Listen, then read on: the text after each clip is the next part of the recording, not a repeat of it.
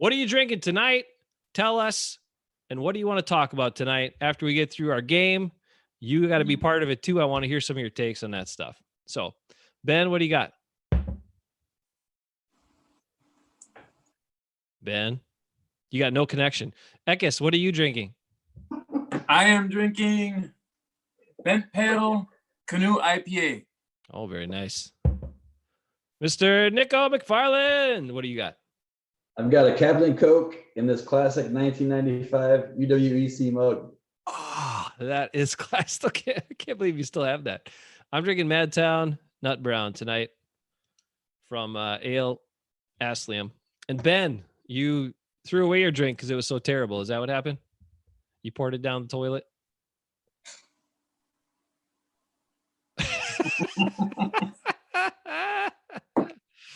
Oh, man. I'm telling you. Hopefully you hung with me through I had to get a little therapy session out there. I got to pump myself up because nobody else will do it.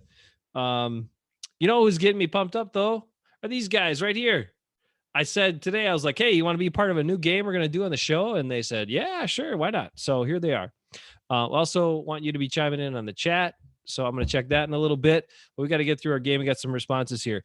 Before we do it, we have to clear up a little bit of misinformation about the Packers. Now, in recent reports following the draft fallout or windfall or whatever it was, tornado, whatever you want to call it, in order to take some of the heat away from one Mr. Matt LaFleur, Brian Gutekunst came out and said to some reporter, I can't remember who, that it was his pick. Jordan Love was his pick.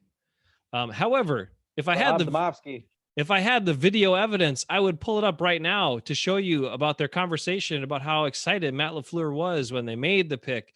And then we also look at the draft and how it unfolded and how he wanted a different type of running back. And he wanted Josiah DeGuara, which they took 3 rounds too early. And he wanted his guy, and he got so excited about it. So it's really showing you that's a bunch of BS. He's just trying to help smooth it over so it's not as big of a problem with him and Rodgers coming back together, because they got to play with Rodgers this year at least. So anyway, speaking truth to the BS, we do that on Hafeman Bros. What do you got, Ben? Ben, can you hear the same games. Am I there? Can you hear anything? Like what?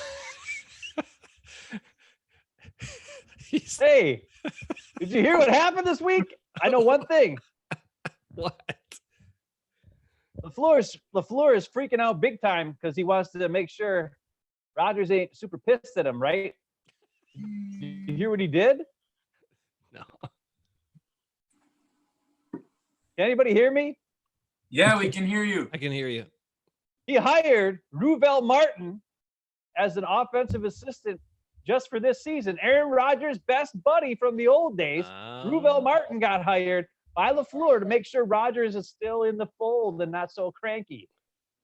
So he got Luke Getsy, who's his quarterback's coach, just because he's his pal, doesn't know anything about being a quarterback. Now he's got Ruvel Martin, who was Rodgers' old buddy back when he was a young feller not starting on the team as a coach, offensive wide receiver / offensive coach, whatever he is. So LaFleur is bringing out all the stops to try to make sure Rodgers ain't pissed. So that's good. But it doesn't fix the fact that they screwed up and did something really retarded, but drafted sorry, but I should have said that. Retarded. That's not nice. Oh, all right. Why? We don't know. No one knows. It doesn't make any sense. Still doesn't. The longer I think about it, the longer I think about it, less sense it makes. Nico, Ruvel Martin, are you glad he's back? I'm ecstatic that he's back, and he's going to lead the Packers to the Super Bowl. Do you also think that he is now the 3rd best receiver on the roster? Is that true? Yes. And that Love can catch the passes. Whatever game we're playing, Nick just won. Thanks. Aw. Optimist. Love could be the 2nd first-round pick to catch a touchdown pass. Nick can play the role of optimist tonight. I won't be, that's for sure.